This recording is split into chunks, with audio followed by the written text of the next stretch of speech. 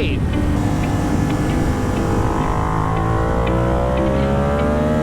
How does it compare to the R7? Alrighty, one of the best beginner bikes, Yamaha R7. Taking this out today, thanks to a good friend Drusif for lending me the R7 and making a video for you guys. It's got a full system Yoshi exhaust, and that's basically all you need really. These things come so great out of the box that you don't really need that many mods for it. Now, if memory serves me correctly, this is a 650cc twin cylinder. I believe it's parallel twin with a unique firing order that makes it sound a little bit better than the Ninja 650 and other parallel twins. What a beautiful day to be out on the Yamaha R7. So it's basically an MT-07 but with sport fairings and low clip-ons.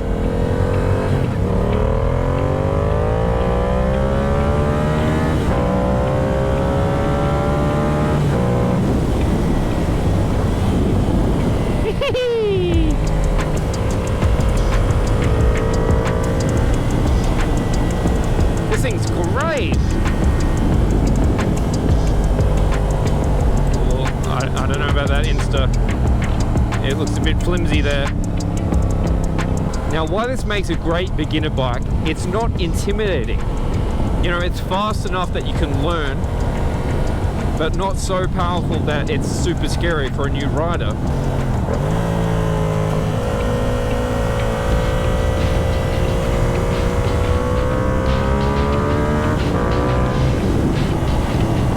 Gotta stop. The Insta 360 is not safe there. Alright, he'll keep going. I gotta adjust this camera. My 1000 sounds pretty good. Alright, Insta 360 is on. Now I can ride with a bit more confidence that my camera isn't gonna yeet off the handlebars into oblivion. Great sounding bike. You wouldn't know this is a learner bike, to be honest. They didn't have these sort of things when I was on my LAMs. So LAMs stands for Learner Approved Motorcycle, which this is. But to be honest, that's got plenty of power. You don't need any more power than that as a brand new rider. In the corners it feels very stable. Suspension is a lot better than the MT-07. It doesn't jump around like a pogo stick so much.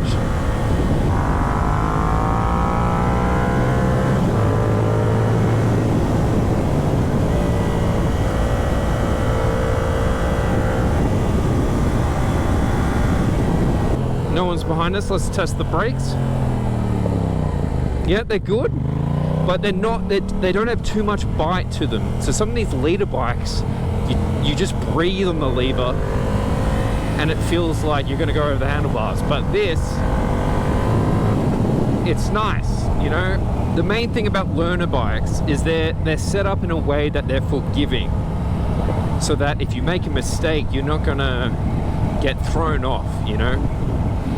It gives you a lot of room to learn, but a lot of room to grow on the R7. You shouldn't get bored of this too soon. Another thing about these learner bikes that I really enjoy, I can actually use the full throttle without doing gel speeds. The S1000 up there, if I full throttle that thing, man, it does 150 in first gear. So often you can have more fun on these smaller bikes, especially in the twisties. See, I can full throttle, front wheel doesn't come up. You know, how good is that?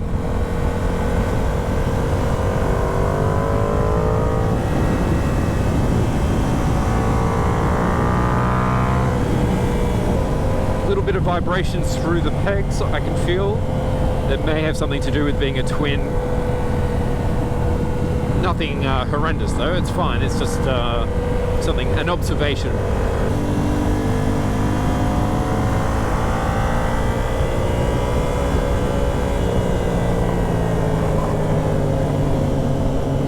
And the roads out here are beautiful. Imagine living in a house out here. And it's pretty comfy as well. It's obviously not as comfortable as an MT-07 where the handlebars are more like, you know, up here. But in return for having lower handlebars like this, it makes it for a more aggressive ride, more leverage in the twisty corners.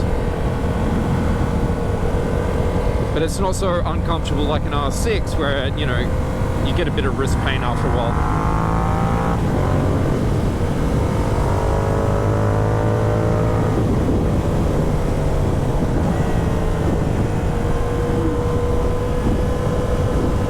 What he does need, I think, is tank grips.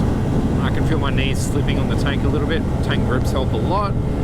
But outside of the R7, what other good beginner bikes are available? Well, there's the, as I mentioned, Yamaha MT-07. It's the same thing as this, but just the naked variant. So same engine, different ergonomics. It really just depends what style of bike do you prefer. Do you like a sport bike with fairings, or do you prefer a naked upright bike, which is a little bit better for just cruising? This is beautiful up here.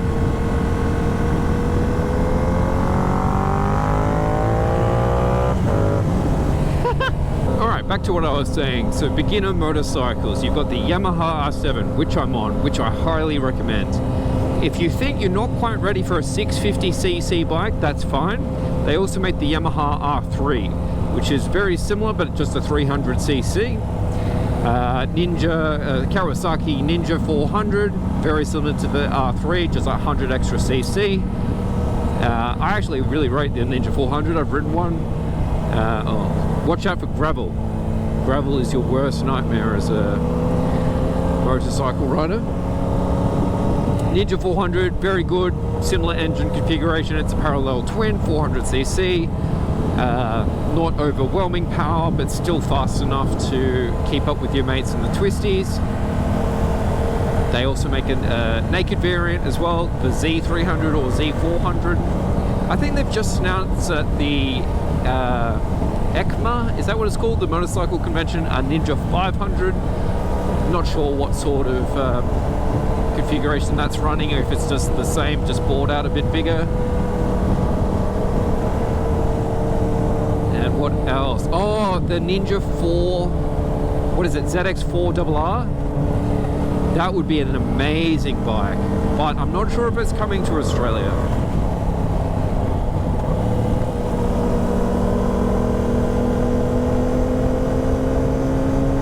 The Triumph Street Triple 660, that's an amazing bike.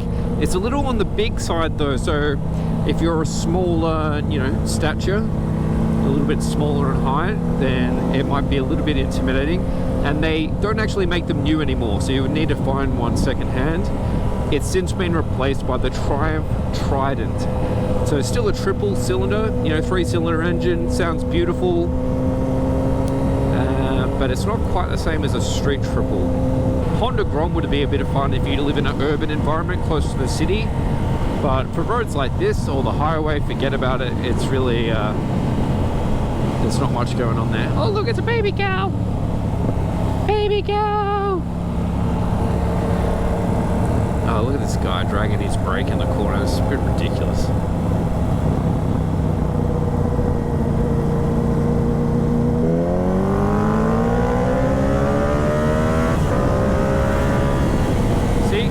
Yamaha R7 has plenty of power needed to pass slow-moving cars on twisties. No problem. This must have a slipper clutch. The clutch is very light, which makes it very easy for a learner to learn clutch control.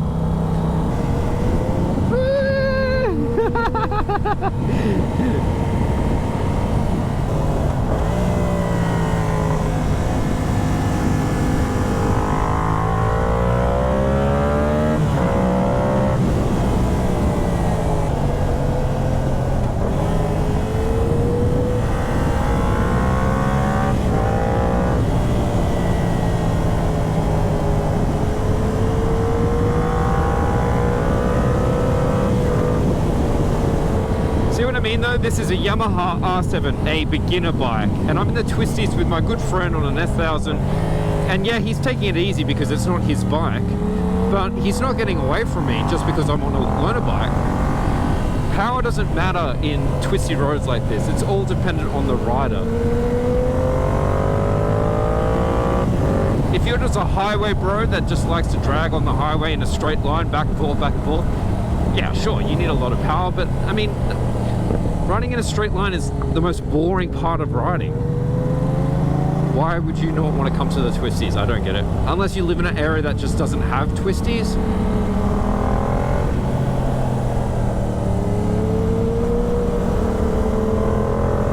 Very nimble bike. Not intimidating, not overwhelming. The only thing I'd say you have to look out for is getting your rev matching correct, because there's a lot of engine braking.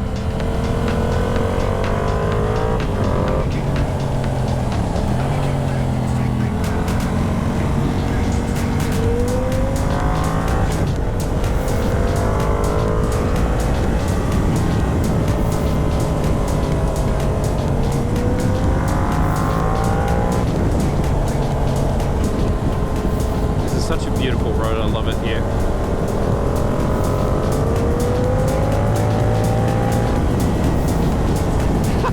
You can see him having a great time.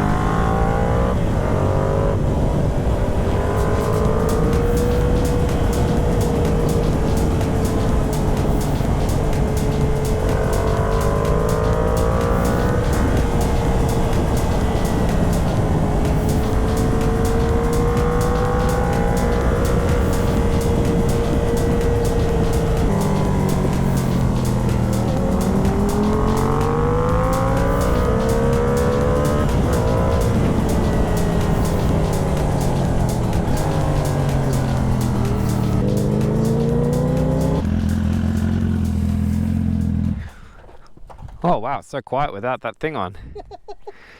Do you like the R1000? Yeah, it's alright. How does it compare to the R7? I was just like... I saw you do a little... Yeah, I was just like... But the R7's still good.